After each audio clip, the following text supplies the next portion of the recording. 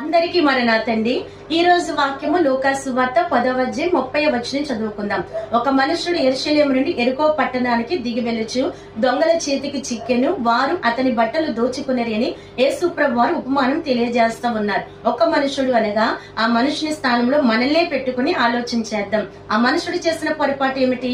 దేవుని పట్టణమని యెరూషలేముని విడిచి దానికి దిగువగా కిందిగా ఉన్నటువంటి యెరికో పట్టణానికి ప్రయాణం చేశాడు. అనగా చాలా మంది భక్తి జీవితంలో బాగా ఎదిగిన తరువాత కొంతకాలానికి లోకం వైపుకి ప్రయాణం చేస్తా ఉన్నారండి.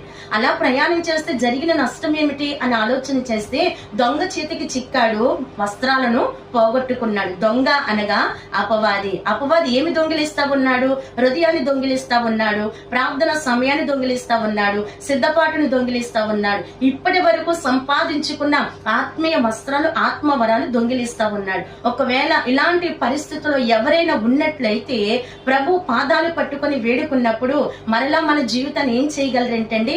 ప్రభు సరి చేయగలరు. అట్టి ధన్యత ఈ వాక్యం వినిచిన ప్రతి ఒక్కరికి కలుగును గాక. ఆమేన్.